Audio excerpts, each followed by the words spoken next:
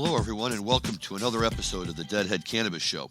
I'm Larry Mishkin of Michigan Law in Chicago, and I'm joined today by my co-hosts, Rob Hunt out in California and Jim Marty in Longmont. Rob, how are you doing? I'm doing great, Larry. Nice to hear your voice. Thank you. You too. Anything fun and exciting going on for you music-wise the last week? Oh, I did do a little bit of couch tour for phish-in-vegas, which was a lot of fun. Other than that, did not get to see any of the Hollywood Bowl shows or Santa Barbara or any of the other fun stuff, but certainly been tuned into what's been going on. Wonderful. And out in Longmont, we have our co-host, Jim Marty. Jim, how's everything going with you? Very good. It's post-election time here, so we have a little political news to talk about and some great clips, and we'll talk about Dead & Co. Hitting Red Rocks this past October 20th. So we got some good clips on that, and I'll be able to do some reviews of the four shows that we had here in Colorado with Dead & Company, and a little update, maybe along with Rob, of the Vegas phish shows. Excellent. Okay, well, why don't you lead us off with what's going on out in Colorado right now? Well, we had Proposition 119 failed mightily, a big victory for the cannabis industry. I think the margin of victory was about 8 points, 46 to 64. And a lot of heavy advertising leading up to the election day, November 2nd. As we like to say, politics makes strange bedfellows, and heavy advertising by conservative groups, past Republican governors, doing airtime, promoting this. But I guess the voting public in Colorado was not in a taxing mood. All three statewide tax initiatives failed mightily here in Colorado. So big victory for the industry. There's been a lot of news here in Colorado in the papers and all. But I guess the public has decided that marijuana is just not the golden goose that they can keep taking the golden eggs from. So good news there. Okay, well, it's nice to spread the pain around a little bit, right? You don't have to put everything on marijuana's shoulders. Yes, we're already paying about 21% at the cash register for sales tax. This would have boosted it up above 25%. So definitely would have made people think, it would have promoted the illicit market. Well, we have 25% here in Illinois right now, so, the prices are very expensive. I think we're still kind of, if you can be a year and a half or almost 2 years in the honeymoon stage where people are still just so excited about the ability to walk into a dispensary that they continue to really bustle right along. And I think that's a good segue into the other marijuana issue I know we wanted to talk about today. There was an article in MJ Biz, one of our constant sources for news in the marijuana industry, pointing out that adult use sales have slipped around the country from where the numbers were in 2020 after what they're calling a lackluster summer. And I was a little surprised to see that because in Illinois, we're chugging right along. Last year, the industry did $1.2 billion. This year, they're on pace for $1.4 billion, which we're very excited about. But I was wondering if, what about you, Rob? What are you seeing out on the West Coast in terms of the market? What are you hearing from the people you're working with? What I'm seeing is that the public is still using as much cannabis as they ever have. Now the question goes back to 25% sales tax rates. Where are they accessing that cannabis? I don't think there's any question that the consumption rates across the country remain very, very steady. It's just a question of whether or not you buy an eighth for $60 across the counter of your local store, or you buy that same eighth for $35 from someone else that's able to supply it to you just as conveniently. And if those are the two questions, then very likely we're seeing a lot of people return to the illicit market, as Jim already suggested, due to overtaxation. Well, I think that's a great point.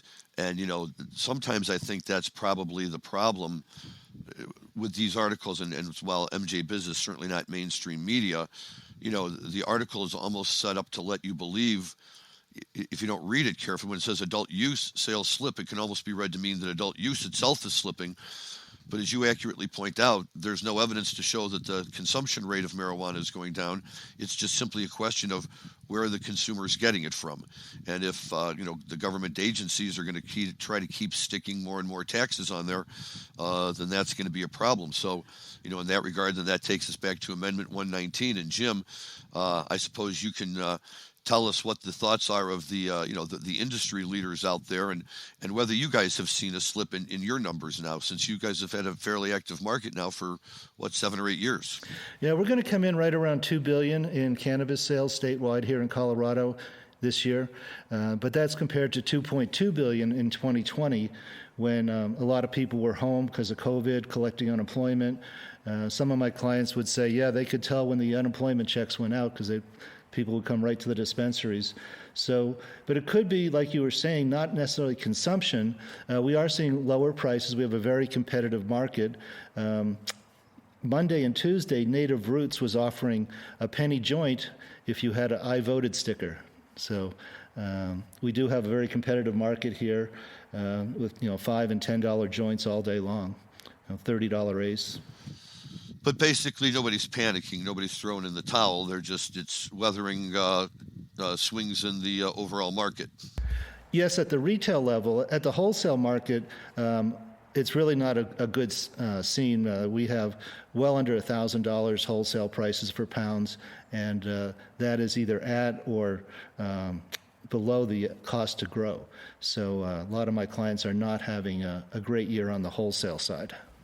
Well, in terms of the wholesale market, is that something, with respect to your clients, let's say that you're seeing that's unique to Colorado, or is that playing out all over the western part of the United States right now? I'll let Rob take a swing at California, but they call it out here, they call it Croptober. So a lot of outdoor product comes in, which is, again, it's not top shelf, but it can be used for extraction. So that's what floods the market in October, or Croptober as the cultivators call it. Understood. Okay. Overall, I don't have any concerns for the marijuana market, right? I mean, it's here, it's happening. Illinois is happening big, even without the addition of the licenses we need to really make it happen. I talked to people in Missouri. They're very excited about what's going on down there. New York is on the cusp of taking things big time. So, Though that just got pushed back a little bit, Larry. They're now saying the adult use market's not going to roll out till at least midway through 2023 as of yesterday. 2023. Well, I missed that. Okay. Yeah, 18 months now that they're looking at holding this back. So we've got a fair amount of time before you see any real changes in New York, unfortunately. Are they saying what's taking so long with the rollout, or is it just, the government saying what the government wants to say? It's the latter. It's the government saying, let's just take our time. In 18 months, we should have this figured out. So, the timeline, if you add it up, is midway through 23 is when they expect to have new licenses available, which, I think is great for the existing licensees, because if they're able to do what a lot of other states have done, which is, move to a dual use ahead of everyone else, and they've got this first mover advantage that's built in based on the fact that they get the first, flip direct, then those companies should do very, very well. But, we're curious to see. And very curious to see what happens now in Virginia as well, with Northam out. And, I think the prevailing beliefs that McAuliffe was going to be elected. And, now that McAuliffe is lost, and you've got, Glenn in there, Youngkin in there, what he does with the cannabis industry is he's never been, a huge proponent of cannabis. So this might be the first time. And I think a lot of people are even worried about New Jersey with, thinking that Murphy, had a chance of losing. It looks like Murphy's pretty safely in the lead now. But there was certainly a chance that he wasn't going to, win that election. So I think a lot of people are getting worried about rollbacks in cannabis right now. Interesting. Are you hearing anything about that, Jim? Well, my comment would be that's why it was such a relief here in Colorado to have Prop 119 fail when it was being promoted more by the conservative side than the liberal side. But both liberals and conservatives voted it down. So I think our industry is safe here in Colorado.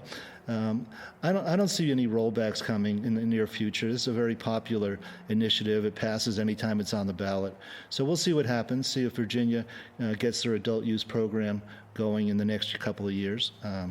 But right now, I believe Virginia is medical only, correct? Yeah, it's medical only. They're moving the market relatively quickly, or they had been.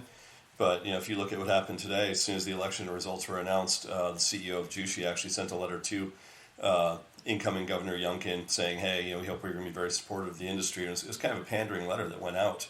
I understand why he did it. Jushi's one of the companies that actually has quite a few licenses pending in the state of Virginia.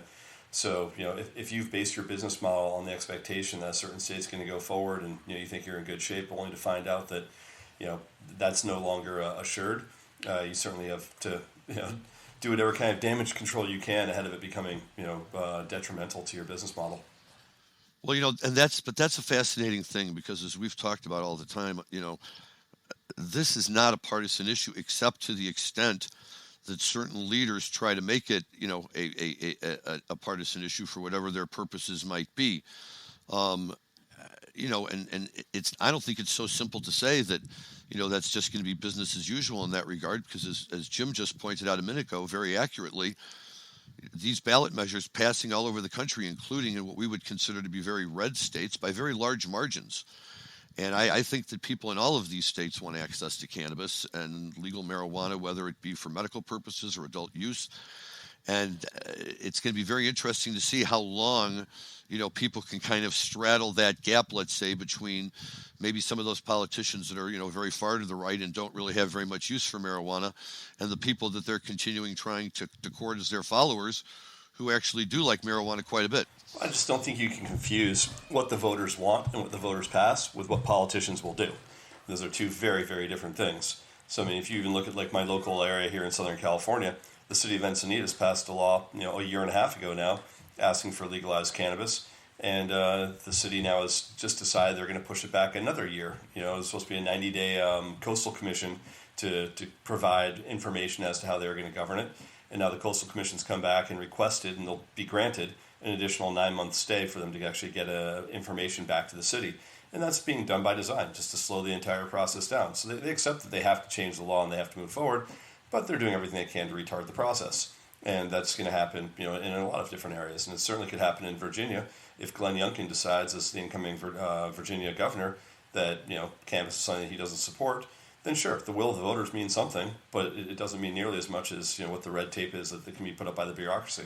Yeah, and to follow up on Larry's point, it's not a partisan issue. Look at Oklahoma, a very red state, and they have a total free market. It's almost a free-for-all with all the unlimited licenses, and people who drive through Oklahoma say they can't believe the number of dispensaries and the signs they see all over the state, and that's a very small state population-wise. Very true. So, well, look, either way, it's a sign of the times and something for us to talk about and for our listeners to think about as we slowly but surely make our way into an era of legal marijuana pretty much anywhere you go, which will be nice if we're all still young enough to hang out and enjoy it. But we'll see. Jim, what do you got for us on the music side today? Tell us about what's happening, what you know about Dead & Co.'s performance at Red Rocks, and also where Fiddler's Green, was that the other place they played? Yes, we got 4 shows. I was wondering if maybe it had something to do with the 2 shows that got canceled in Florida, because those 2 Red Rock shows just popped up very late in the fall schedule. They came online sometime in September. So we had 4 Dead & Company shows, and boy, do we have music. How great is it that we have Phish and Dead & Co. crisscrossing the country, playing basically some nights back-to-back in the same venue as they did in California and down by San Diego. So wonderful times if you're a Phish fan, if you're a Dead fan, so much going on. Wondering if the Mexico shows will go on. We have tickets and have booked that, and just got our instructions, very, very tight COVID instructions for Mexico. You actually have to take a COVID test before you can check into the hotel. So we'll see what happens. Definitely, Dead & Co. got a lot of pushback that, that this wasn't really what they had planned to do. But, on the Dead & Co. shows in Colorado, very solid. We got 2 clips from it today to listen to. They're playing really well. Heard very, very favorable remarks on the shows. The only complaint was, I guess, Red Rocks was as crowded as it's ever been. Basically, you couldn't hardly move. The stairs were jammed with people dancing. The sound was excellent. And then I guess of the 4 shows, the best one was the Friday night show at Fiddler's Green, which is an amphitheater in the tech center of Denver. So it's not very, aesthetically nice as Red Rocks, to say the least. It's more, you feel like you're in an industrial center kind of high rises and high tech companies. It's right in the middle of all that. But I guess it was a sugaree for the ages, and wonderful time for everybody who went. I guess one complaint, though, I did hear about fiddlers. Once again, massive sold-out crowds. One of my buddies, it took him an hour and a half in line to get into the show. There was long lines to get into the show. So that was one thing I heard sort of on the negative side. But musically, it was great. The boys are playing great. And then I guess they headed out west to California after that, did some Hollywood Bowl shows. So, we'll look forward to seeing them back again when they play in Mexico, playing in the sand in January. So, talk a little bit about Phish. Unfortunately, I was not able to attend any of the Red Rocks or Fiddler's Green shows. These are secondhand reports because I was at MJ BizCon out in Las Vegas where we broadcasted from, I guess it was 2 weeks ago now. So that's what's going on. Got reports on the Phish shows in Las Vegas. I guess they were super high energy. Yeah, super high energy and incredibly fun and well themed, right? The first night was a numbers show where they started at 2001 and each song had a progressively lower number until they got to character 0 for the encore. No, to end the second set, encore is backward down the number line, which made perfect sense. Yeah, and then grind is the second encore, and on the grind they talked about the significance of 4680 being what all those numbers added up to, which then became the theme of the Halloween night of the year 4680 when this futuristic band took place. So the whole thing was curated in a way where it started off on night one, giving the audience hints as to what was in store for Halloween night, without ever dropping the full theme. And then, well, the second night seemed normal, but the third night had an animal theme to it, right? That was the animal night. Yeah, though I will say they stretched it on a couple. I'm not sure if you can call Farmhouse, an animal theme, and certainly it's got cluster flies in it, but it doesn't have, But that's where all the animals live, sure, right? Sure, but I mean, so some of the ones, I'll give them, like obviously, like a lot of them had animal titles in the name, but like Gayuti obviously is about a pig, but Gayuti, when you look at, so you have to actually know the songs and know the lyrics of the songs to understand that every one of them was an animal theme, but it was very creative. Yeah, I like it when they do that. They really stop and think about that kind of stuff and pull it all together. And then I thought that the Halloween show was, well, I shouldn't say I thought because I did not hear it, but the reports that I heard from it in my sense. I've heard it twice now. Yeah, and what did you think of the musical costume, the 4680? It was, super interesting. If you were to compare it to Kazvax Voxed, which they did a couple of years ago, if you were to say between the two, I love when they introduce new material for the musical costume. They've done it 3 times now. They did it with Wingsuit, they did it with Kazvax, and now they've done it, with this latest one. And I think the 12 songs that they put out there, there's a couple of them that are going to be able to be opened up, much, much longer jams than they put out that first time, that I'm really excited to hear what they do with them. And in general, I thought they were all really fun and creative, sort of quirky, fun songs. But it was great. I mean, now, like, I don't know if you got a chance to see it, but what they did is the stage set and what they did with their lights and what they did with everything else, like, it was incredible. It was as theatrical as you can get. It was, I'd put it up against like a Cirque du Soleil performance in many ways, of having the band come down out of like, holograms out of the ceiling and tubes of light, and coming down and, basically being like these speed racer outfits with cool lights on their helmets, and all of them dressed up, and, giving a whole sort of backstory of who they were and that they're from the year 4680, and then going into 12 completely original brand new songs. And then again, going out with like a blaze of light as well. So it was super cool, and and musically, like I always think from a perspective of, these are songs that the audience has never heard before. These are songs that even probably the guitar tech and the light, most of the techs have never heard before. They probably have Chris Kuroda in on it, so he knows when to do the lighting changes. But to be able to nail something like that, your first time around, where no one else knows what's going on, it's pretty amazing to put that much new material together back to back to back and pull it off.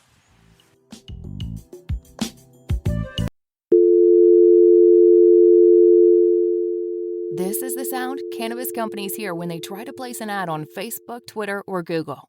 The tech overlords' arbitrary discrimination against our industry is unfair, but until they change their restraint of trade policies, we need an alternative way to share our message with our customers.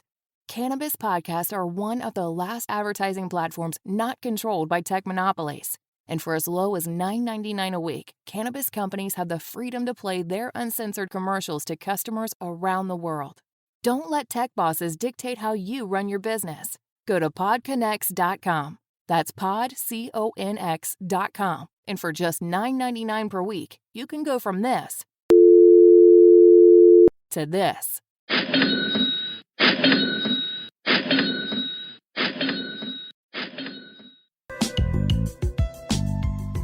I couldn't agree more. I think it's an incredible feat, to be able to come up with, not just one or two or three new tunes, but a number of tunes, and not just a number of tunes, but a number of tunes that are all more or less, connected to this theme. My son sent me a picture of the comic book that they handed out as the playbill when they went in, and you see that it looks so cool. And he said it sounded great, and the whole gang that they were with really, really liked it a lot. And similarly, that some of these tunes will be picked up and they'll be played on tour, and eventually more brought into the Phish genre, if you will, in terms of more jams played out and everything. By the same token, I have to say that there's always this wonderful anticipation of, are they going to play X album or Y album or Z album? And as much as I love this stuff, and I do, I'm always a big fan. If they want to come out and play, anything close to what they've done so far with Exile and Loaded and the Wyatt album and Quadrophenia, and just, one classic album after another. It's just, I love hearing the way that they really get inside the album, and they play the albums true, and they do such an amazing job with that. So I guess it's an embarrassment of riches if you're a Phish fan, right? You're either getting brand new material or you're getting their interpretation of classic material.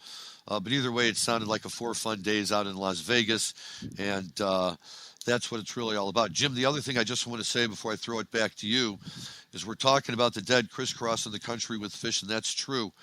But I was listening to the guys on the Tales from the Golden Road talk about this the other day, more just about Dead & Co. They weren't really talking about Phish. Nobody spends any time really talking about what Phil just did. And what Phil just did out in the Capitol Theater in Port Chester is nothing short of amazing. And that's not to compare the two or say that one's better than the other, or anything at all like that. I think Dead & Co. is a great band. I think they serve their purpose, and clearly, they're fun to go see, and when they come to your town, you want to run out and see them.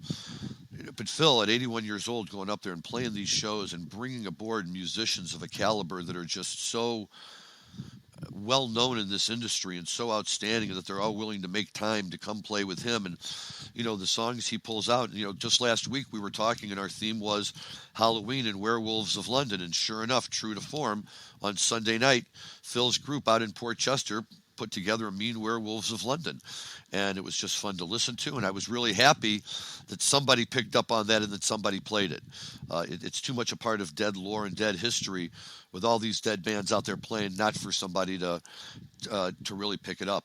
But I've been following Phil the following 2 weeks after I was there with his ever-changing lineup, and all 9 shows, I think, are just as solid as can be, with great song selection, played, with such energy.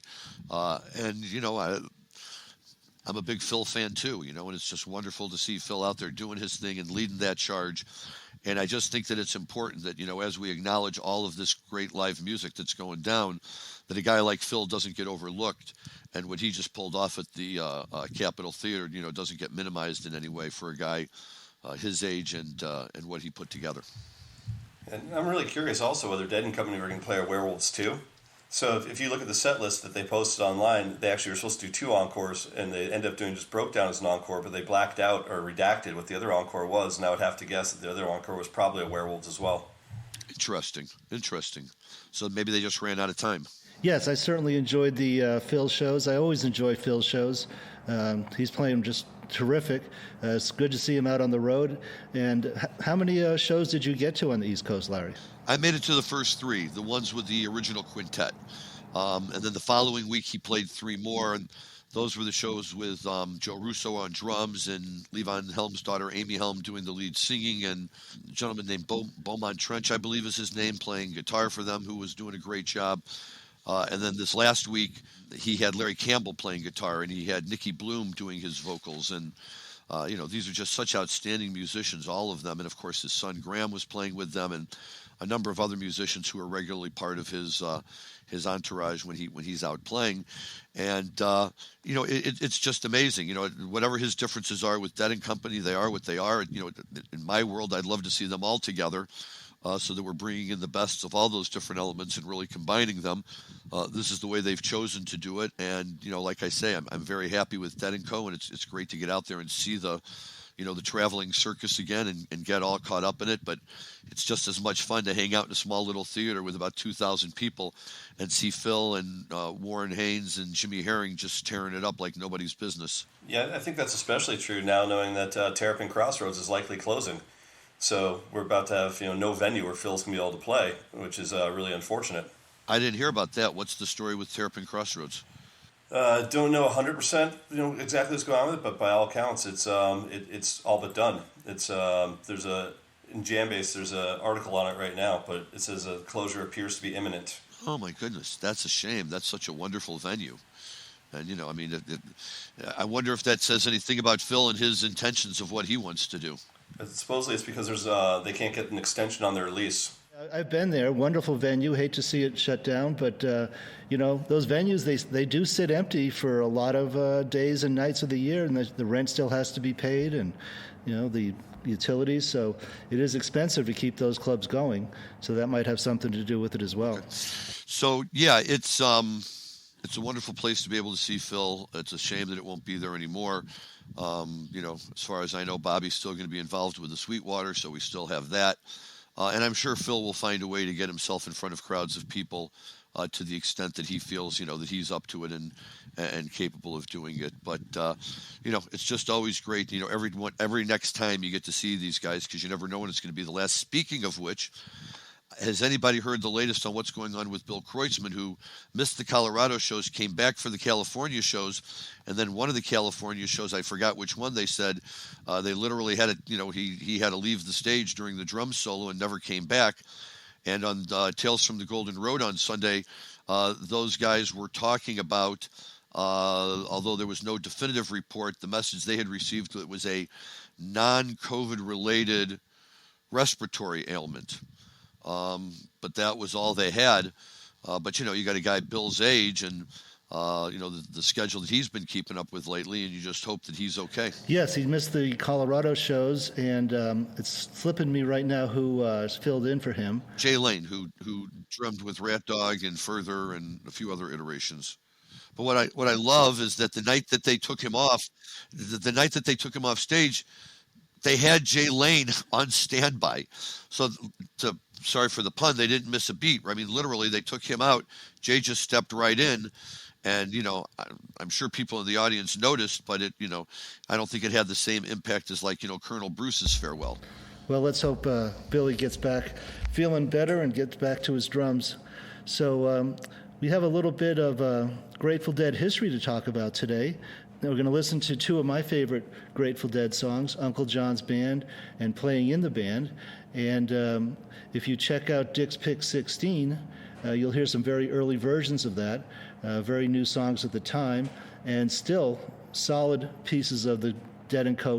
repertoire. Yeah, well, that's true. In fact, Dan, why don't you play the first clip? And again, this is from Dead & Co. recently at Red Rocks that Jim was just giving us the rundown on, but this is Uncle John's Band from that show.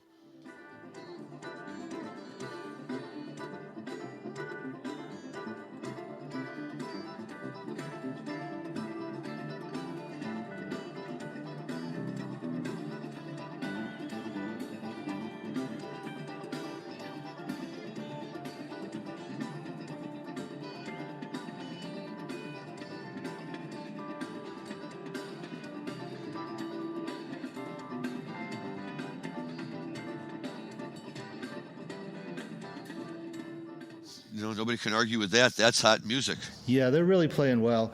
And there's a 15-minute version of Uncle John's Band at Red Rocks. And I just love that long jam. The lyrics end, and then they come back and end it with, "Oh ho, what I want to know, how does the song go?" I just love that part of Uncle John's Band. No, it's beautiful. When they pick it up and they run with it, they really play it so well. We'll be listening to a cutout of Playing in the Band on the way out. Actually, the Playing in the Band reprise, which I love that they did, because that's even the Dead stopped doing that sometimes, and the reprise was always my favorite part, kind of like Tweezer, I guess, for the kids who go to the Phish shows these days. But Jim, you mentioned this November 8th, 1969 show that is Dick's Pick 16, and it's such a classic show from that era that it's just Absolutely must listen to. It's already getting to the end of 69. So the Dead, in some respects, are slowly kind of working their way out of the psychedelics, and they're just beginning to introduce some of these new tunes that hadn't, neither Uncle John's nor Playin' had come out yet. And they're really just instrumental versions of them. And the Playin' in the band is titled on the album as The Main 10, which was what they were calling the song at the time until Bobby really gave birth to it, I guess, on Ace. And then in 70 and 71 it came out. And by 72 and 73, it was a well-established staple. But it's just fun to listen to this particular point in time as they're really like transitioning from one style over to the other. And, in the midst of this, tremendous Dark Star jam that's as good as any from that era, they work in these new tunes and really kind of tease them. And although we're not going to play a clip of that right now, I would certainly recommend that anybody who has any interest in both, the early Grateful Dead era, that kind of Primal Dead era we talk about, and how they went from there to American Beauty and Working Man's Dead. This is a great album to listen to, and a great concert to listen to, and very, very highly recommended. And in keeping with that same spirit, at least we'll mention today and then do a deep dive on this in a week or two when Jim has a chance to catch up.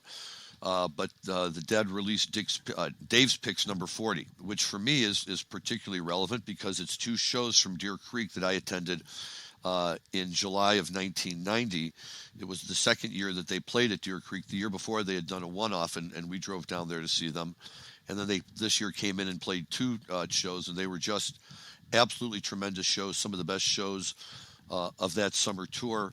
And they were probably, although the Dead played three more shows in Chicago after that, before Brent Midland's untimely passing just about a week later, I think it's fair to say that the Tinley Park shows, which were the three shows in Chicago and the South Suburb, are generally not very warmly remembered by Deadheads for any one of a number of reasons. Not a great sounding venue, horrible traffic jams, a bad attitude by the staff, and just generally not a great place to see a show, let alone a Grateful Dead show. So people really kind of look at these Deer Creek shows, I think, as the last true full-bodied Dead shows, whatever you want to call them, with Brent in there, really making himself heard and present. And, many people would say he was, had finally, after 10 years, found his place in the band and was very firmly entrenched there. And just as he's hitting his peak, he goes out and has this tragic accident and winds up dead, which took us, of course, to Bruce Hornsby and ultimately to Vince Welnick. But it took Brent away from the band much too soon, and I think a lot of people would point to that moment as a time that was kind of the beginning of the end for Jerry, that he had developed a very special relationship with Brent. I think that's Brent's death, which was drug-related at a period of time when Jerry was also dealing with opioid issues, was probably very difficult for him to deal with. And, you can see the performance over the years, although we've talked about a number of strong shows that the Dead subsequently played. I think on balance, by the end of that period of time after Brent's death and as they brought the new guys on, they were still Grateful Dead shows, and I saw a number of them during that period up until the end. But it was never quite the same without Brent. And, he was my guy. I started just immediately after Keith left, so I have no Keith experience, certainly no Pigpen or TC experience. And, for me, my Grateful Dead experience was always built around the band with Brent Midland in there, kind of doing it. Rob, what about you? I know you were a big Deer Creek fan, and, you kind of straddled that divide between Brent and Vince. Have you had a chance? Well, I'm sure you've probably heard these shows before. I don't know if you've had a chance to hear the Dave's Picks release, though. No, I haven't heard it. Definitely plan on listening to it relatively soon. But yeah, straddling between those two, obviously it was a big blow to me to not have Brent in the lineup anymore. And, I always thought Brent was a far more energetic and brought so much more to the band outside of, some Beatles songs than Vince ever did. So, if I'd gotten to see another 20 or 30 Brent shows, I would have been very pleased. Absolutely. And, I think that's just something that, we all feel about, and I remember in the early 1980s when I was first starting out saying, yeah, Brent is good, but boy, I wish I had wish I had seen Keith. And by the end, I couldn't imagine the Grateful Dead without Brent, and everything that he brought to the table, from Feels Like a Stranger to Little Red Rooster when he would go at it with Bobby over the barnyard chicken duel and everything. And, it was just such fun stuff. And I have, wonderful memories of these shows from Deer Creek. I was there with good friends, and although we don't have videos or, YouTube from that era in life, we do have a friend who actually had a Polaroid camera, so we found some pictures that are always shared among us and probably no further than that. But it was a fun place to be, and it was a really fun time. And it always makes me happy when the Dead release live music at a performance that I was at, because it gives me a chance to go back and really revisit it. And as I listen to it, I hear little things in the songs that, bring back memories of that particular performance, or, why that one stands out as opposed to any of the many other hundreds of ones that I got to see over the years. Jim, what about you? Oh, I have many fond memories. The 80s were really my time with the Grateful Dead. Got to see almost every Red Rock show. I think I missed one between 83 and 87. So yeah, I'd be on Brent's, down close on Brent's side, listening to him play that big Hammond organ. So I'm looking forward to Dick's Picks 40 showing up in my mailbox in the next day or so. Yeah, you'll be really pleased when it does. I'm already listened to the entire first show. I'm halfway through the second show, and by the time I get home tonight, I'll have heard that one too. But, for me, it's just like you have to listen to it once again just to reacclimate yourself to it. Then you got to really sit down. I've got to wait for like a Saturday afternoon when the house is empty and I don't have a football game to watch, and I can just put it on and really, really dive into it deep. And it's just wonderful to be able to do that. And I love these Dave's Picks. This, combined with the box set, the St. Louis box set having just come out, I've got more, new live Dead music to listen to than I know what to do with. So that's a lot of fun. Well, good. We'll talk about that more next week when I've had a chance to listen to it. So we're going to close out with the outro from the Red Rock show. They did great set list, playing in the band, into Uncle John's band, a few more songs, and then they finish it with the reprise of Uncle John's band, which is what we're going to listen to now. Yes, the reprise of Playing in the Band, but yes, it's going to come in right here as we leave. It's always fun because, like, I always say when they remembered to play it, it was always fun. If they forgot and had to play it 2 nights later, it was fun then too. But it's, just a little energetic burst from Bobby at a point, typically after a long space, where it really kind of gives the audience a boost. But before we do that, Jim, good show today. Good stuff that you brought to the table. Thank you very much for that. We'll talk to you next week. Rob, any final thoughts or words? Nope. Just have a great week, everyone, and we'll see you next week. Well, thank you so much as always. And again, this is Larry Mishkin. Thank you all for listening. We will look forward to talking to you next week. Please enjoy this outtake of Playing in the Band from Red Rocks in Colorado just a couple of weeks ago. And as always, enjoy your cannabis responsibly. Thank you.